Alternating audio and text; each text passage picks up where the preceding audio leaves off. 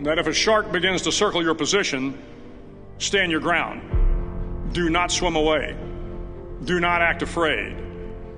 And if the shark, hungry for a midnight snack, darts towards you, then summons up all your strength and punch him in the snout, and he will turn and swim away. There are a lot of sharks in the world. If you hope to complete the swim, you will have to deal with them. So if you want to change the world, don't back down from the sharks. Over a few weeks of difficult training, my SEAL class, which started with 150 men, was down to just 42.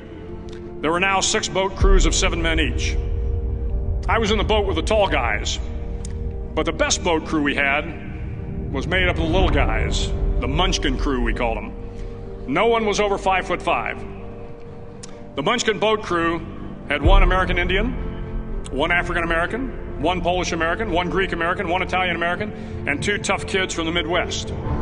They out-paddled, outran, and outswam all the other boat crews.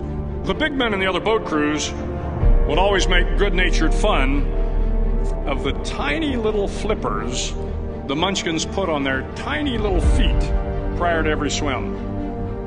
But somehow these little guys from every corner of the nation and the world always had the last laugh, swimming faster than everyone and reaching the shore long before the rest of us.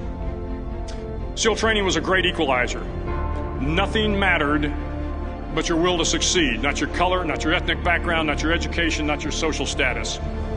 If you want to change the world, measure a person by the size of their heart, not by the size of their flippers. The 9th week of training is referred to as Hell Week. It is 6 days of no sleep, constant physical and mental harassment, and 1 special day at the Mud Flats. The Mud Flats are an area between San Diego and Tijuana where the water runs off and creates the Tijuana Sloughs, a swampy patch of terrain where the mud will engulf you. It is on Wednesday of Hell Week that you paddle down to the Mud Flats and spend the next 15 hours trying to survive this freezing cold, the howling wind, and the incessant pressure to quit from the instructors. As the sun began to set that Wednesday evening, my training class, having committed some egregious infraction of the rules, was ordered into the mud. The mud consumed each man till there was nothing visible but our heads. The instructors told us we could leave the mud if only 5 men would quit. Only 5 men, just 5 men, and we could get out of the oppressive cold. Looking around the mud flat, it was apparent that some students were about to give up. It was still over 8 hours till the sun came up. 8 more hours of bone-chilling cold. The chattering teeth and the shivering moans of the trainees were so loud, it was hard to hear anything. And then one voice began to echo through the night. One voice raised in song. The song was terribly out of tune, but sung with great enthusiasm.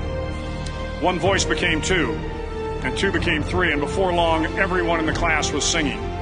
The instructors threatened us with more time in the mud if we kept up the singing, but the singing persisted, and somehow the mud seemed a little warmer, and the wind a little tamer, and the dawn not so far away.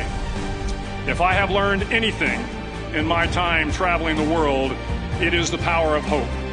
The power of one person, a Washington, a Lincoln, King, Mandela, and even a young girl from Pakistan, Malala. One person can change the world by giving people hope.